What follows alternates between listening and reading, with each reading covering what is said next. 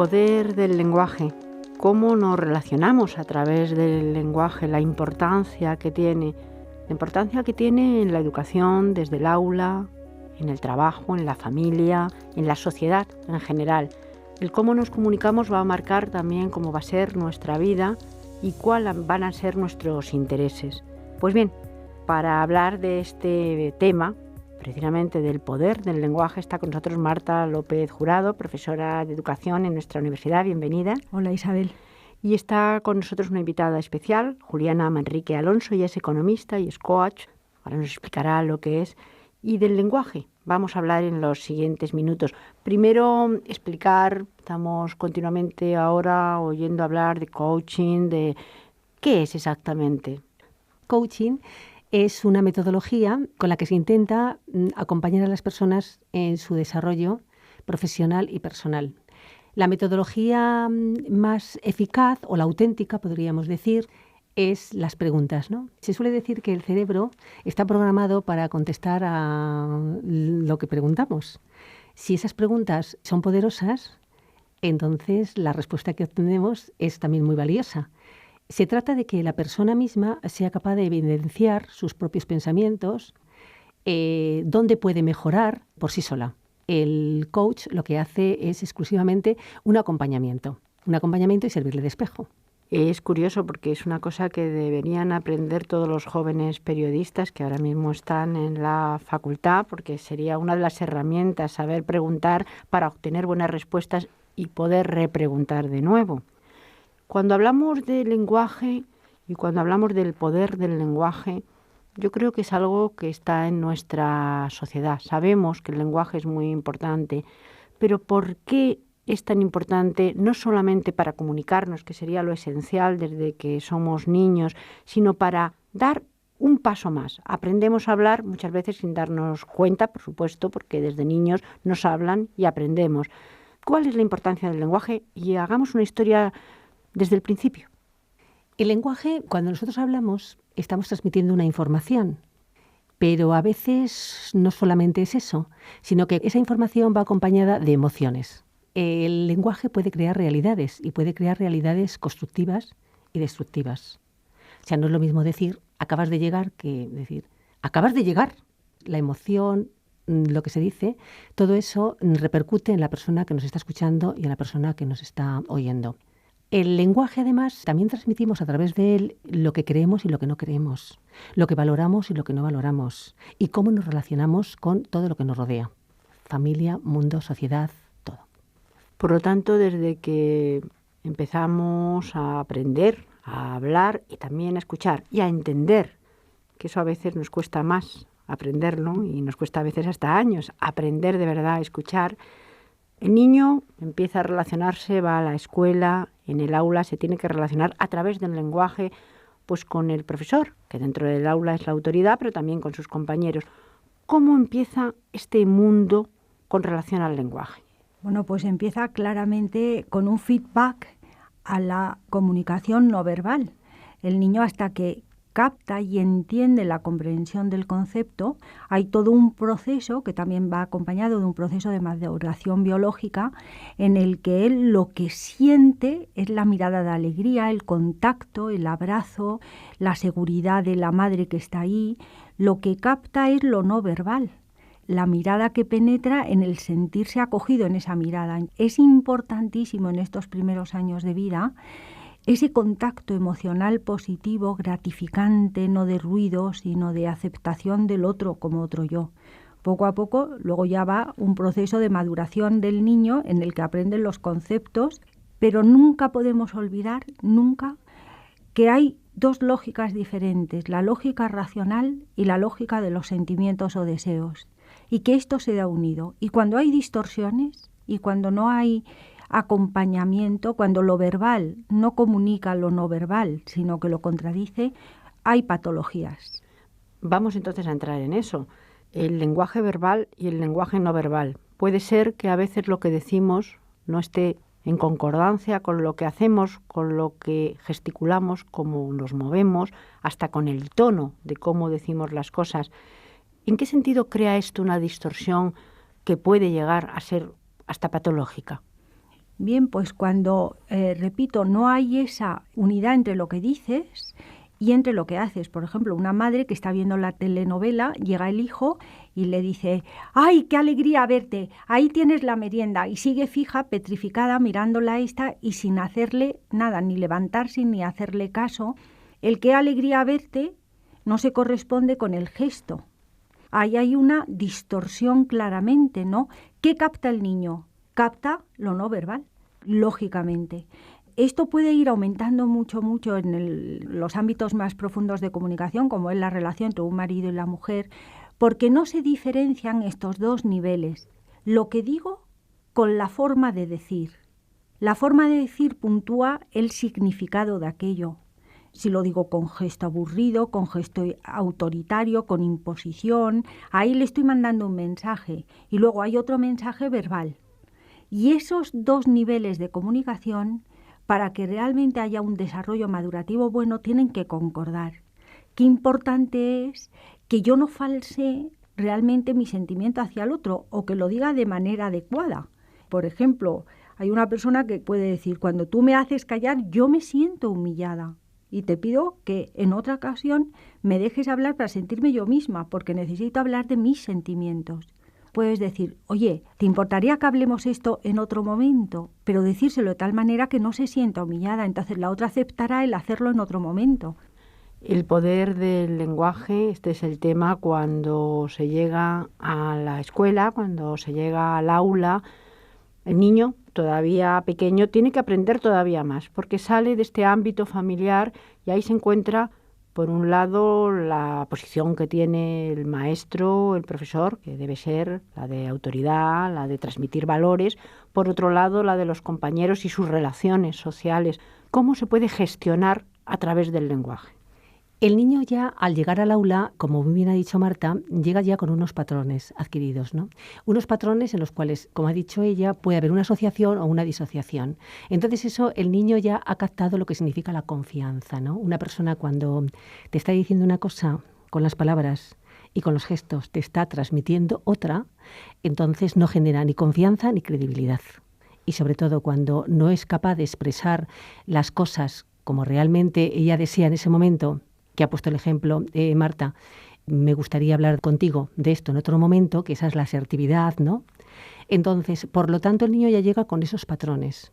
Y claro, esos patrones en el aula puede ser que al niño le condicionen y puede ser que sea limitante a través del lenguaje de todos esos patrones que lleva el niño. ¿Cómo puede influir? Es muy importante, aunque no se diga de palabra, es muy importante saber que el profesor puede transmitir al niño una imagen que tiene de él. Si el profesor tiene unas expectativas grandes de un alumno, o sea, el alumno será capaz de esforzarse todo lo que puede, ¿no? Ha habido de esto muchos experimentos. O sea, experimentos hasta tal punto de en una clase donde el profesor tenía grandes expectativas sobre sus alumnos y ponerles un ejercicio de matemáticas un poco más difícil de lo normal. Y otra clase donde el profesor no tenía tantas expectativas de sus alumnos y ponerles el mismo ejercicio. La primera clase lo consiguieron y la segunda clase no, pero no porque fueran menos inteligentes, no porque su coeficiente intelectual fuera distinto, sencillamente porque le transmitió esas expectativas. Y esas expectativas hacen que la persona se esfuerce. Si yo creo que tú eres capaz de hacerlo, tú te esforzarás para que esa imagen que yo tengo de ti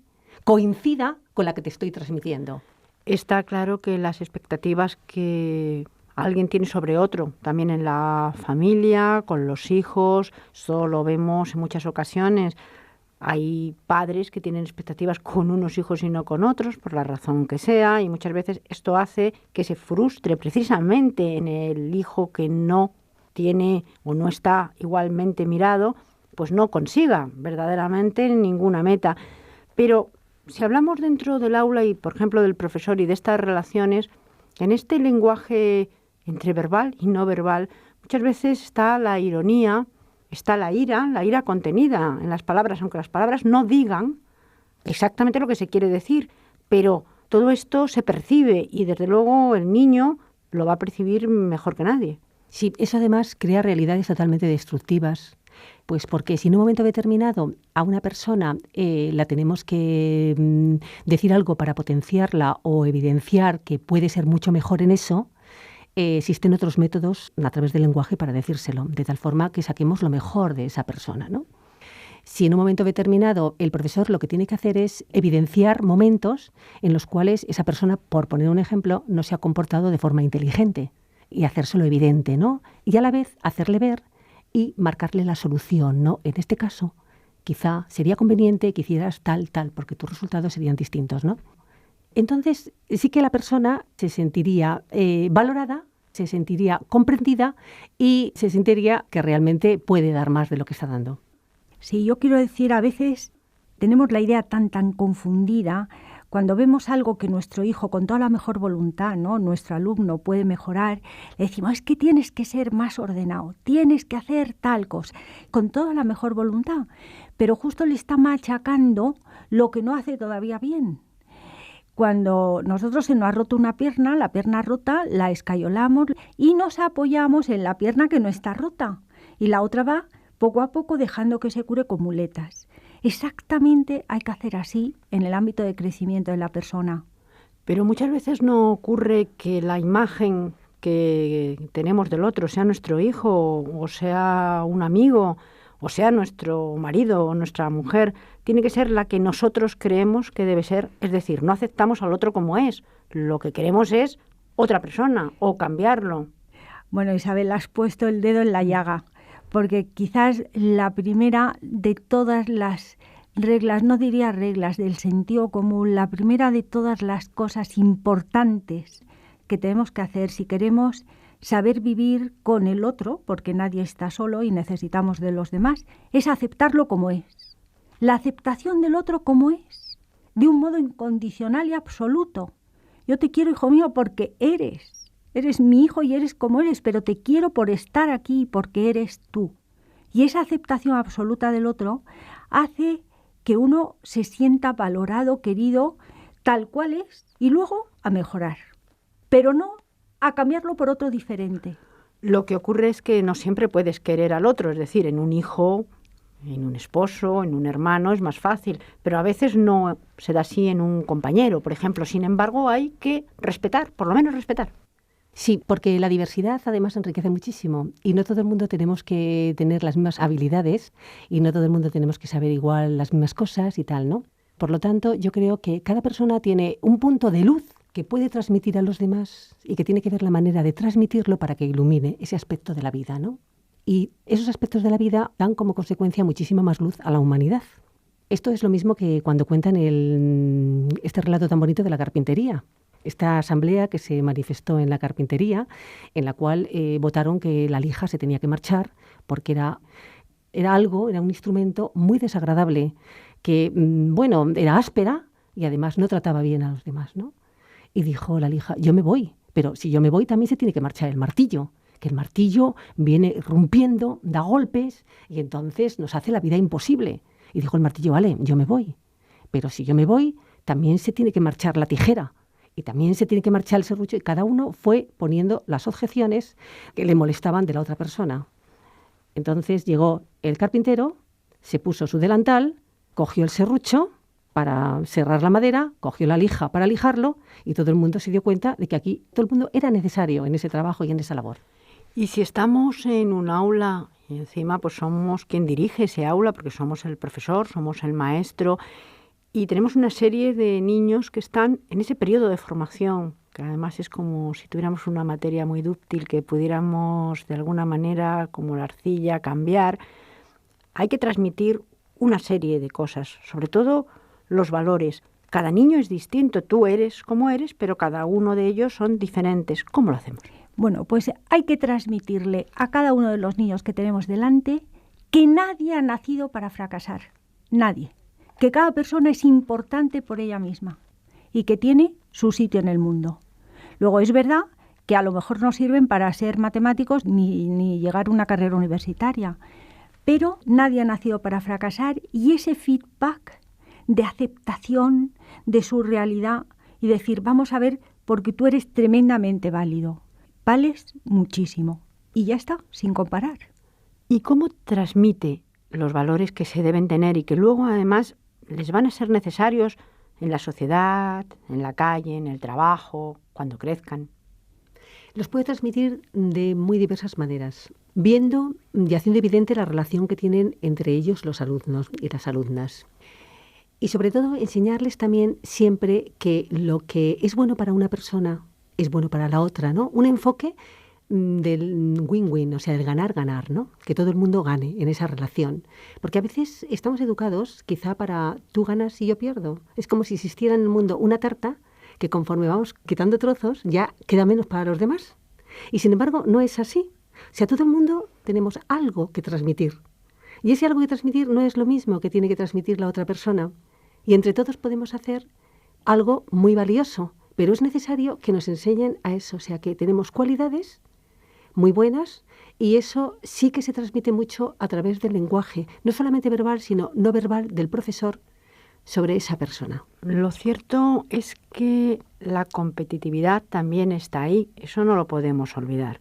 No olvidemos que desde que el niño empieza a crecer, pues se va a comparar con los demás, el conseguir mejor nota, el conseguir mejores trabajos, por supuesto ya no digamos en la calle, el ser mejor que tu hermano, que tu amigo, y en el trabajo, y en este momento que vivimos todavía más, el conseguir ese deseadísimo puesto de trabajo. Y desde luego es en competencia con otros, no digamos en una oposición, en fin, en los ámbitos de la vida la realidad es que vivimos compitiendo desde siempre. Vivimos compitiendo, pero luego lo que realmente se valora es una persona que sepa sacar lo mejor de cada uno, ¿no? Porque ahora mismo no podemos trabajar individualmente, no podemos trabajar y ni podemos investigar de forma aislada. Siempre tenemos que formar equipo. No solamente en el trabajo, sino también en la sociedad. Los problemas tienen mejor solución cuando hay varias cabezas pensando sobre ellos, ¿no? ¿Y cuál es la persona quizá más valiosa? No es a lo mejor la que más sabe, sino aquella que ha sabido sacar la mejor solución de cada una de las personas que tiene a su alrededor y que es capaz de integrar todos los saberes y todas las formas de pensar de los demás, ¿no? Porque no existe una sola forma de pensar, no existe una única solución para muchos aspectos de la vida. Pero yo le voy a preguntar ya directamente, porque además su trabajo consiste mucho en esto y también en este asesoramiento a las empresas. ¿Es real que cuando vas a una empresa en búsqueda de un trabajo, lo que se va a valorar es esa posibilidad de sinergia con los compañeros, con tus jefes, con el trabajo, o en realidad verdaderamente tu currículum, pues lo que has hecho, tu expediente académico, es lo que se va a tener en cuenta y no tanto que tú te sepas relacionar mejor o peor con los demás? Yo creo que se va a tener en cuenta ambas cosas, ¿no? Pero sí que es verdad que ahora mismo lo que realmente se pretende es un currículum inteligente. En el sentido de que yo en mis trabajos anteriores he desarrollado unas habilidades y he desarrollado unas competencias que me van a servir para el nuevo trabajo. Y además hay otra cosa, y es que se van a producir a partir de ahora, y de hecho ya se está haciendo, varias reorientaciones en los trabajos. En los trabajos ya no va a ser de estar 30 años o 20 o 15 en un mismo trabajo. Las personas van a querer cambiar de trabajo, van a querer adquirir más competencias, más habilidades, y todo lo que vas adquiriendo en cada uno de los trabajos por donde vas pasando, vas a tener que tener una reorientación y te va a servir para el próximo trabajo. Y si volvemos al aula un momento, porque viene un poco al hilo de lo que nos está diciendo Juliana Manrique, que es muy importante. Cada uno tiene unas capacidades para muchas cosas y que verdaderamente te puede gustar más unas cosas que otras, eso es evidente, pero que hay que fomentar un poco todo y todo en conjunto. Eso es muy difícil, claro. Sí, pero esa es la nueva línea educativa que ya muchos colegios la están implantando, de educación por proyectos. Programas interdisciplinares que desde todas las áreas se sacan adelante. En todo caso, el lenguaje y el poder del lenguaje está ahí, y está ahí desde el principio y hasta el final de nuestras vidas. Muchísimas gracias a las dos. A ti, Isabel. A ti, Isabel.